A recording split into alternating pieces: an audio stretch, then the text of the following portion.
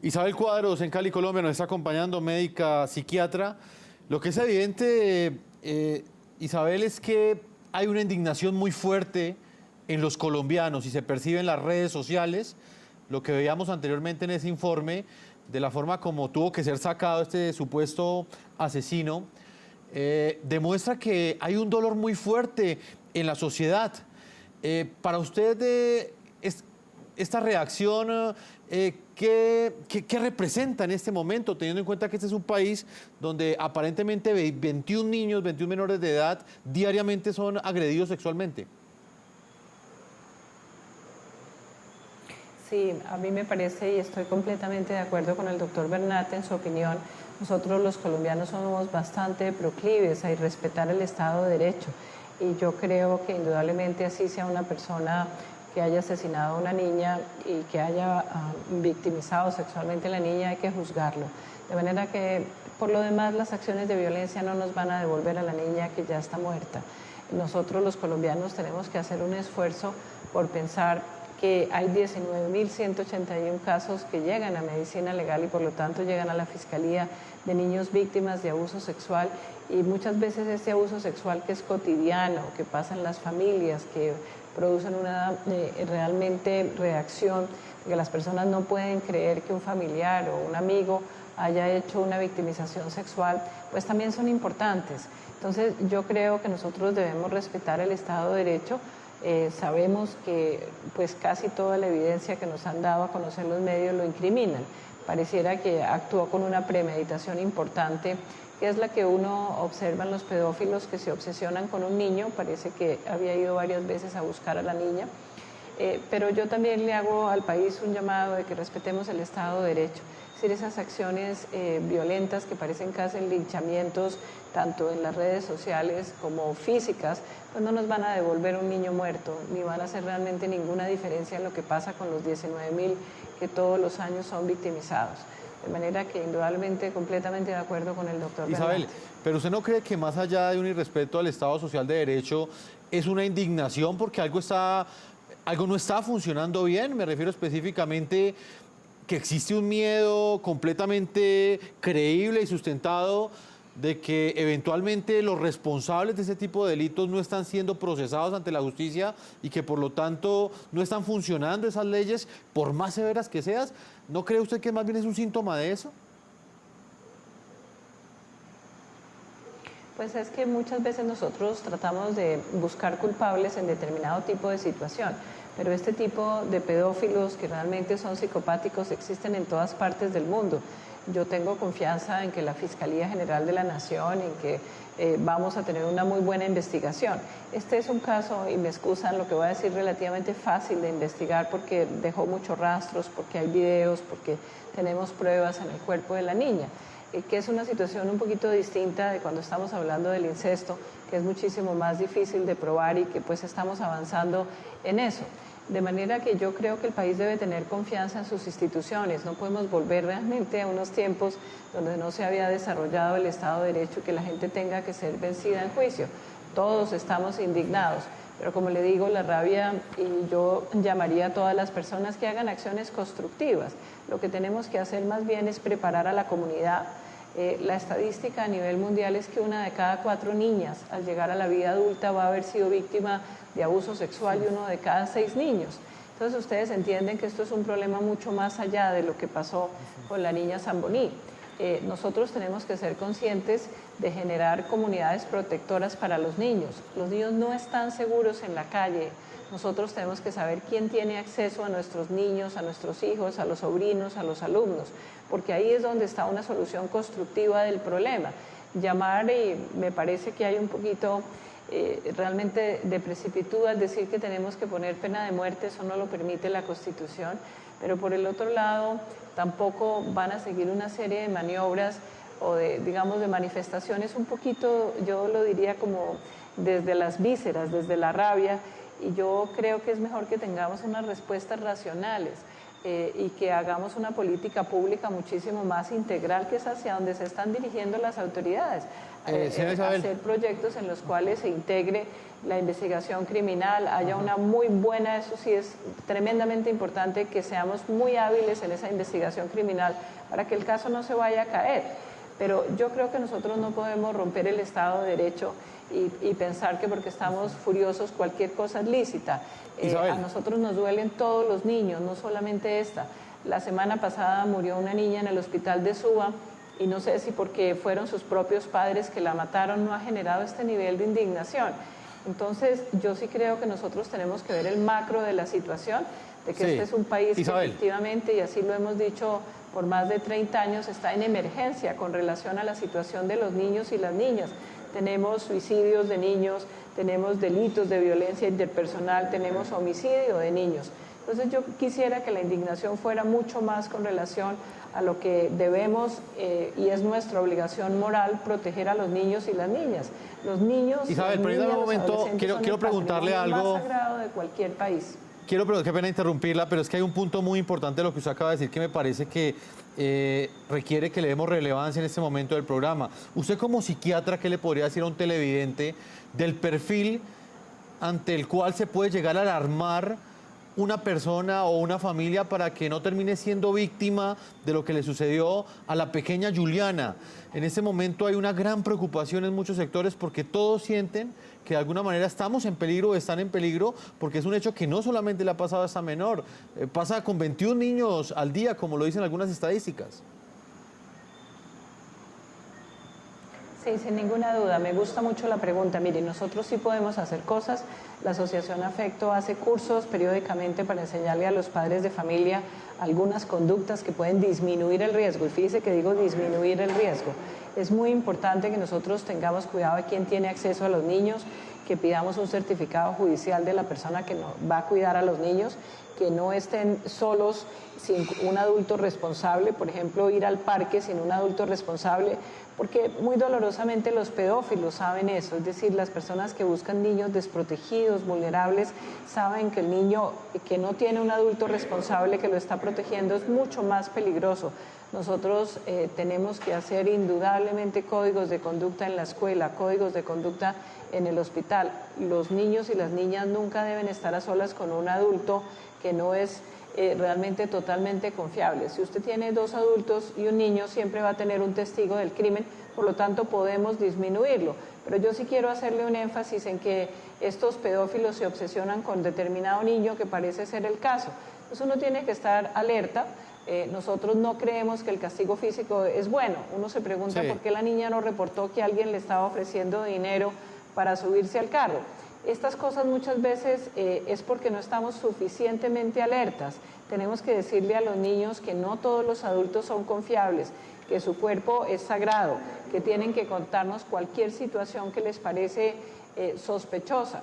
Que no fue lo que ocurrió acá, porque ya había habido como varios intentos, según nos reportan lo dice la Fiscalía, los medios de comunicación. Entonces sí podemos hacer cosas, pero no acciones de fuerza que no nos van a llevar a ninguna parte. Rafael Uribe Noguera fue enviado a la cárcel Picota de Bogotá, sindicado por el asesinato de la niña Juliana Andrea Zamboní. Una juez de garantías aseguró que el sospechoso no tiene aprecio por la vida de nadie y ordenó su privación de la libertad en un centro carcelario. El sospechoso deberá responder por 4 delitos: feminicidio agravado, secuestro, abuso sexual y tortura.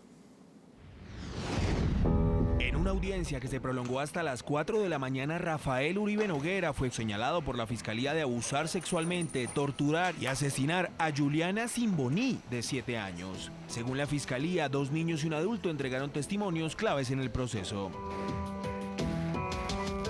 2 menores que no tienen ningún interés de contar los hechos de manera distinta le cuentan a la Fiscalía que estaban jugando en el día de los hechos con los niños y son claros en reconocerlo a usted como la persona que en días anteriores en muchas oportunidades lo describe y le ofrecía dinero a los niños, no solamente a la niña.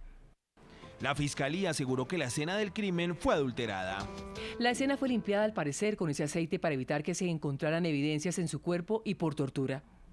Uribe Noguera hizo un seguimiento a la niña desde hace al menos 20 días, según la Fiscalía. Una amiga de Juliana fue el testigo para demostrar ese seguimiento. Es clara al decir que 20 días atrás usted llamó a Juliana y le ofreció 5.000 pesos y la trató de subir a la fuerza a la camioneta, pero ella sale corriendo y tira el billete. Tras declararse inocente de los 5 delitos imputados, se muestra por parte de los investigadores posibles irregularidades en su estado de salud. Se interna en la Clínica Navarra no porque estuviera en estado de gravedad, sino para evadir la acción de la justicia. La juez envió a la cárcel al presunto asesino de la niña con esta consigna. El señor Uribe Noguera no tiene aprecio por la vida de nadie. Venía merodeando y persiguiendo a la menor. A la audiencia, que se prolongó más de 8 horas, ningún bufet oficial de abogados lo atendió para realizar los descargos. Fue un defensor de oficio el que lo asistió en el llamado. También se observó que en la audiencia no hubo ningún tipo de familiar o amigo cercano que lo acompañara. De otro lado, la Fiscalía investiga a Catalina y Francisco Uribe Noguera por su presunta participación en la adulteración de la escena del crimen. Abogado Francisco Bernate, ¿qué es más importante en este momento a su juicio? ¿Endurecer las penas o que funcionen estas penas tal y como están previstas en este momento, teniendo en cuenta que superan algunas de ellas los 40 años? A hoy no hay un solo estudio, no hay un solo científico, no hay un solo autor que haya demostrado que el aumento de penas prevenga efectivamente el delito. Si así fuese, estados como Texas, países como China, como Corea del Norte, que son rigurosos en la aplicación de la pena de muerte, no tendrían delincuencia. En materia de justicia hay algo muy particular. Digamos que como es un aspecto que los ciudadanos vemos y sentimos, vemos estos casos, vemos la audiencia, pues todo el mundo puede opinar sobre la justicia y desconoce que esto tiene una ciencia que se ha construido a lo largo de cientos de años, a partir de estudios, a partir de teorías y todo esto. No hay, insisto, ninguna posibilidad de que el incremento o el endurecimiento de penas funcione por una razón muy sencilla. Dos razones. Primero, supone que los delincuentes se leen el Código Penal antes de cometer un delito. Se lo leen y preguntan cuál es la pena de este delito. Ah, bueno, además de que se finge un delincuente conocedor del Código Penal, que no conozco el primero. Segundo, se cree que estamos frente a un delincuente que al momento de cometer el delito sabe que lo van a procesar, que lo van a capturar y que lo van a condenar. No, pues si es así no cometería el delito. En Colombia las penas llegan hasta los 60 años de prisión. Somos de los países que tienen los rangos punitivos más grandes en el continente. Algunos tienen la cadena perpetua, solo los Estados Unidos conserva la pena de muerte en contra de lo que ha ordenado las Naciones Unidas y lo que hacen las naciones civilizadas. Esto no sirve para nada. Si usted como ciudadano cree que aumentando las penas se previenen los delitos, pues usted está totalmente equivocado. Eso está demostrado que no funciona por las razones que le digo. Y segundo, en una justicia altamente falible como la colombiana, penas tan elevadas, con casos como falsos testigos y todo este tipo de cosas, pues conducen a que inocentes puedan pasar 20 o 30 años en la cárcel. Y si usted llega a plantear la pena de muerte como alternativa para esto, pues tenga mucho cuidado, porque el primer fusilado puede ser uno de nuestros televidentes víctimas de los falsos testigos. Doctor Bernate, lo que es evidente es que esa furia de la gente, esa indignación, tiene motivos, tiene razones. ¿Qué es lo que está fallando entonces en nuestra sociedad para que esto siga subiendo? O sea, contrario a lo que uno pensaría, han pasado muchos casos, hemos conocido muchos casos de crímenes contra menores aquí en Colombia que han generado indignación y la situación sigue prácticamente siendo la misma. Sí, pero con un argumento adicional, y eso sí hay que llamar la atención. Esta criatura inocente, indefensa, que murió y que sufrió todo tipo de ultrajes, siendo, insisto, un crimen inexplicable y atroz, es una, yo no diría que de decenas, pero entiendo que esta semana vamos entre 4 y 6 menores que han tenido que atravesar por lo mismo. Menores que no tuvieron esta ebullición, que no tienen todavía un responsable individualizado, ¿Qué es lo que tiene este caso particular que ha indignado tanto a la ciudadanía, que ha movilizado tanto a la fiscalía? ¿Será que una cosa es un crimen en el que está una persona de estrato 5 o 6 involucrado, mientras que los delitos de estrato 1 y 2 no le duelen a nadie? Hay un primer aspecto en el que hay que llamar La la pregunta es atención. fundamental, ¿no? Porque ¿Qué es son lo hechos que que pasa? pasan todos los días. Esta semana creo que vamos 6. ¿Y cuántos de esto han generado movilización y que apedreen a un ser humano en la calle? Segundo, ayer se divulgaron los resultados de las pruebas PISA, que nos fue más o menos regular.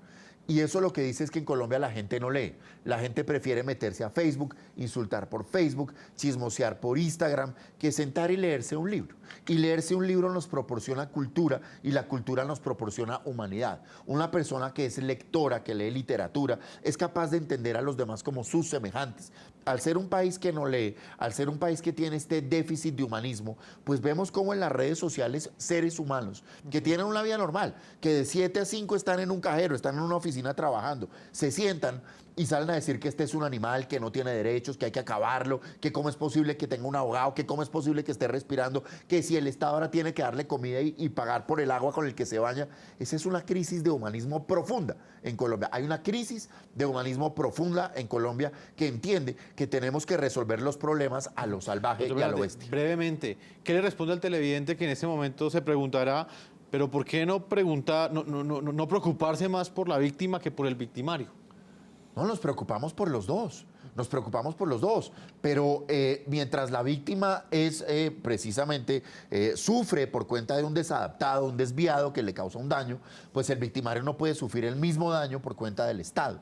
El Estado no puede rebajarse al nivel de un delincuente, el Estado no puede actuar como un delincuente, por eso todos los ciudadanos tenemos derechos. Y a esa persona que está diciendo que lo lapiden, que le peguen, que le hagan todo lo que quieran, que al abogado lo maten, todas esas cosas, piénselo, mañana puede ser usted y ahí ya no le va a parecer tan chistoso si usted es inocente.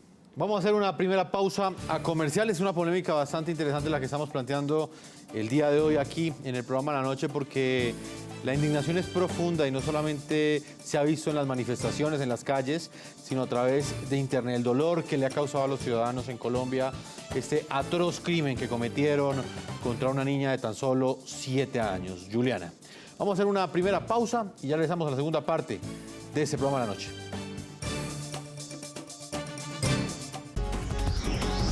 Ya regresamos con La Noche.